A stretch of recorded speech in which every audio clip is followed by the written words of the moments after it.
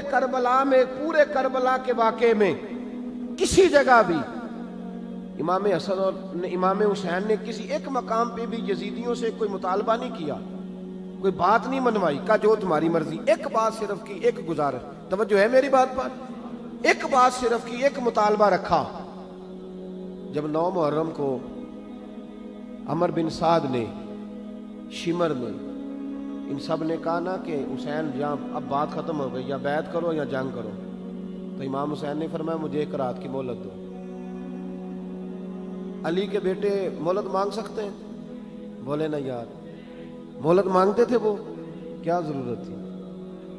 امام حسین نے فرمایا مجھے مہلت دے، ایک رات رہ گئی ہے، میں راج کے سجدے کرنا چاہتا ہوں. سجدوں کے لیے مہلت مانگی، سجدوں کے لیے. توجہ ہے میری بات پر؟ محفلیں لمبی، نمازیں چھوٹی. 24 گھنٹے آپ کسی کو بٹھا لیں باہر، وہ بیٹھا رہے گا، گپے لگائیں. نماز کا ٹائم ہوگا تو پتہ نہیں کیا ہو جاتا ہے، لوگوں دوڑ گئے، او ہو نماز پڑھنی پڑ جائے گی. ایسے لگتا ہے جیسے کوئی بہت مشکل مرحلہ آن پڑا. بھائی کربلا والوں کا تو پیغام ہی نماز ہے، ان کا تو طریقہ ہی نماز ہے. امام حسین نے کہا ایک رات کی مہلت، فقط اس لیے کہ میں کھل کے نمازیں پڑھ لوں. ساری رات بڑی باتیں تھی نا، بڑی باتیں. سیدہ زینب سے دکھ سکھ کر سکتے تھے ساری رات. امام زین العابدین کو بڑی باتیں بتا سکتے تھے، بڑا کچھ ہو سکتا تھا. لیکن امام زین العابدین کہتے ہیں ساری رات حسین ابن علی نے سر سجدے سے نہیں اٹھایا. چل تو اس طرح کر، امام حسین تو ساری زندگی ساری رات پڑھتے رہے نا، تو چل ایک رات کی عبادت کر ان کے نام پر، ایک رات ساری جاگ. نہیں نا تسی ہاں کی تھی، ایک رات کہی ہے میں نے. بڑا مشکل ہے ہمارے لیے. آپ یقین کریں مسلح، اور پھر کسی نے ہمیں کان میں بتا دیا کہ تسی نسبت آ لے ہو، تسی بخشے ہو. اے کوئی پکی گل دس گیا ساری، اس میں کوئی شک نہیں کہ نسبت سے ہی بخشے جائیں گے. لیکن امام حسین ڈائریکٹ نواسے ہیں نبی پاک کے. اگر وہ نسبت کے باوجود بھی ساری رات نماز پڑھتے ہیں، تو کس قسم کا نسبت والا ہے کہ 10 محرم کو بھی تیری ساری قضا ہو جاتی ہے، ساری قضا چھٹی. ہم نسبت والے ہیں. بس نسبت کا یہ معیار ہوتا ہے، نسبت کا معیار یہ ہوتا ہے کہ جو محبوب نے کیا وہ ہم نے کر کے چھوڑنا ہے، وہ کام کرنا ہے. اور پھر اہل بیت نبوت کا اسوہ حسنہ پردہ ہے. پردہ بڑی گمراہی آ گئی ہے امت میں. اب جو بچی ایم بی اے کر لیتی ہے، وہ سب سے پہلے یہ مطالبہ کرتی ہے کہ ہمارے حقوق برابر کے. اسلام نے عورت کو برابر کے حقوق نہیں دیے، عزت والے حقوق دیے. کون سے حقوق دیے؟ بولیے. میں ایک یونیورسٹی میں تھا تو ایک بچی نے پیغام دیا، کہنے لگی جی، بچیاں بھی تھی پردے میں بیٹھی ہوئی، لیکچر یونیورسٹی میں ہو رہا تھا، تو اس نے کہا جی عورت کا تو گھر ہی کوئی نہیں ہوتا، عورت کا تو گھر ہی کوئی نہیں، تو ہم کدھر جائیں؟ میں نے کہا چلیں ادیبانہ انداز میں یہ بات درست ہے، لیکن حکیمانہ انداز میں درست نہیں. عورت کی تو اللہ تعالیٰ نے ذمہ داری بڑی شاندار رکھی ہے. جب تک باپ جوان ہوتا ہے نا، توجہ ہے میری بات پر، جب تک باپ جوان ہوتا ہے تو بیٹی اس کے گھر رہتی ہے. اور جب بچی جوان ہوتی ہے، ابا تھوڑا بوڑھے ہونے لگتا ہے نا، تو اللہ تعالیٰ خامد کی ڈیوٹی لگا دیتا ہے عورت پر. اور جب خامد تھوڑا بوڑھا ہونے لگ جاتا ہے تو بچے جوان ہو جاتے ہیں. تو میں نے کہا بی بی تو سمجھی نہیں، تو کہتی ہے میرا گھر کوئی نہیں. رب کریم نے تو تیرا محافظ ہمیشہ جوان آدمی کو رکھا ہے، جوان کو، کبھی باپ کو، کبھی بھائی کو، کبھی بیٹے کو، کبھی شوہر کو. تو یہ کیسے؟ اسلام نے تو تیرے لیے جوان خون تیرا محافظ رکھا، اگر تو سمجھے. حضرت فاطمہ نے ساری زندگی پردے میں گزاری، ان کا ننگا سر کبھی سورج نے بھی نہیں دیکھا. یہاں اللہ خیر کرے دینداروں کی بچیاں پردہ نہیں کرتی، حاجیوں نمازیوں کی بچیاں پردہ نہیں کرتی. کپڑے استری نہ ہو تو گھر میں جھگڑا شروع ہوتا ہے، اور بی بی پردہ نہ کرے تو پرواہ کوئی نہیں. حضرت عبداللہ بن سہل ایک تابعی بزرگ ہے، نام یاد رکھنا. عبداللہ بن سہل کہتے ہیں سیدہ زینب جب کربلا سے واپس آئیں تو وہ میری پڑوسن تھی. 15 سال کہتے ہیں میں ان کا پڑوسی رہا ہوں. 15 سال، 15، امام شورانی نے اس کو لکھا ہے، 15 سال میں حضرت زینب کا پڑوسی رہا. کبھی ہوتا ہے نا کہ بی بی برقع پہن کے باہر نکل آتی ہے، بازار جانا ہے، دوائی لینی ہے، کوئی کام ہے. کہتے ہیں 15 سال میں پڑوسی رہا، پر میں نے پردوں میں چھپی ہوئی زینب بھی کبھی نہیں دیکھی. ہوتا نا برقعے میں بندہ بیوی دیکھ لیتا ہے، میں نے پردے میں چھپی ہوئی بھی بیوی کبھی نہیں دیکھی. تو کربلا والوں کا تو طریقہ پردہ ہے، ان کا طریقہ. اب آخری بات سنیں، کربلا والوں کا طریقہ حوصلہ ہے، ہمت ہے. ہمارے ہاں نا خودکشیاں عام، جھگڑا عام، لڑائی عام. اس کی وجہ یہ کہ حوصلہ کوئی نہیں. ذرا سی بات کوئی بندہ برداشت کرنے کو تیار، کوئی بندہ تیار نہیں ہوتا. آپ کے حضرت مولانا خالد نواز صاحب، ناصر نواز، میں نے کہا کہ میں نے تو عبدالغفار صاحب سے کہا تھا کہ 3:15 تقریر کرانی ہے، تو آپ لیٹ کیوں کر رہے ہیں؟ تو یہ ہمارے علامہ نواز صاحب میں نے چہرے پہ پریشانی دیکھی، میں پریشان ہو گیا.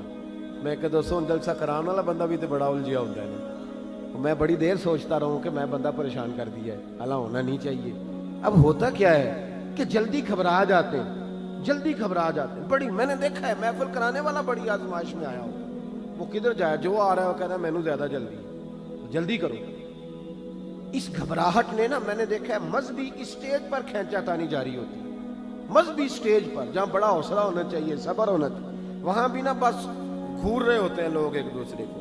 میں دیکھتا ہوں ایک مسلک کے، ایک مذہب کے، ایک نظریے کے لوگ قریب نہیں اکٹھے بیٹھ سکتے.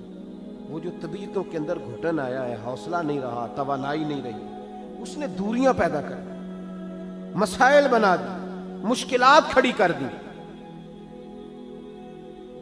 اہل بیت کا جو طریقہ ہے نا وہ حوصلہ ہے، وہ صبر ہے. اور چلے محبت کی بات ہے کر دیتا ہوں. ایک بابا جی سے میں نے پوچھا، میں نے کہا جناب صحت کیسی ہے؟ کہنے دکھا نہیں وڈیریاں کر چھڑیا. میں کہا کنی عمر تہاڈی؟ کہندا میں عمر تے ایویں 76 کو سال ہے. تے میں کہا دکھاں تو بغیر بھی ہوں تساں وڈیریاں ہی ہونا سی. بس کر دے، دکھوں کو بدنام کیا ہوا بلا وجہ. اب بس کریں، وڈیرے ہونا تھا کہ نہیں ہونا تھا؟ تے نہ دکھاں دا لا دیتا ہے. ہجوم غم میں بھی توہین نے ضبط غم نہ ہوئی، ہم تو اس احتیاط سے روئے کہ آنکھ نم نہ ہوئی. اللہ والے تو مطلب شکوہ کرنا ہر وقت شکوہ، حوصلہ ہی کوئی نہیں، سکون ہی کوئی نہیں، پریشانی بڑی ہے جی، آزمائش بڑی ہے. کبھی آپ نے کہیں سنا ہے کہ واقعہ کربلا کے بعد حضرت زینب معاذ اللہ نفسیاتی مریض ہو گئی تھی؟ امام زین العابدین، سیدہ سکینہ، حضرت صغرا، وہ حوصلے میں رہے، وہ توانا رہے. امام زین العابدین نے اس کے بعد بھی کئی دفعہ پیروں میں بیڑیاں پہنی، کئی دفعہ. سادات کا خاندان چلا. یہ جو داتا علی اجویری نے آ کے آپ کو کلمہ پڑھایا، یہ بھی سید زادے ہیں. سیدوں کا قافلہ رکا نہیں، یہ خواجہ اجمیری بھی سید زادے، غوث پاک جیلانی بھی سید زادے. یہ سادات کا سلسلہ چلتا رہا. بار بار آ کے امت کی قیادت کی ان لوگوں نے. جب دیکھیں نا یہاں کسی بندے کا کٹا ہوا ہاتھ پھینکا جائے نا، بلکہ انگلی پھینک دی جائے، تو لوگ ڈر کے بھاگ جائیں گے. کسی کا، اپنے کسی کا نہیں، کسی کا. کیونکہ انسان کا وجود کٹ جائے تو دہشت پیدا ہوتی ہے، آپ ڈر کے بھاگ جائیں گے. امام حسین کا کٹا ہوا سر، توجہ ہے میری بات پر؟ ذرا غور کرنا. بندے کا سر کٹ جائے، ہم سنتے ہیں بات پر غور نہیں کرتے. دھاڑ ان کا پڑا تھا کربلا میں، کٹا ہوا سر، زلفیں، پگڑی، کٹا ہوا سر نیزے پہ. آگے آگے سر جا رہا ہے، پیچھے سیدہ زینب جا رہی، با پردہ یزید کے دربار میں پہنچی. بی بی صاحبہ پردے میں بیٹھ گئی. یزید کہنے لگا دیکھ لو، اللہ نے مجھے عزت دی اور میرے دشمنوں کا معاذ اللہ کیا حال ہوا. جب اس نے یہ کہا نا تو حضرت نعمان بن بشیر صحابی بیٹھے تھے، اور ساتھ کہتے ہیں میرے ایک نابینا صحابی بھی بیٹھے تھے. حضرت نعمان بن بشیر کہتے ہیں کہ جب اس نے یہ کہا نا کہ اللہ نے مجھے عزت دی اور نقل کفر نہ باشد، میرے دشمنوں کا یہ حال ہوا، تو کہتے ہیں سیدہ زینب وہاں سے اٹھ کے کھڑی ہو گئی، با پردہ سیدہ زینب کھڑی ہوئی.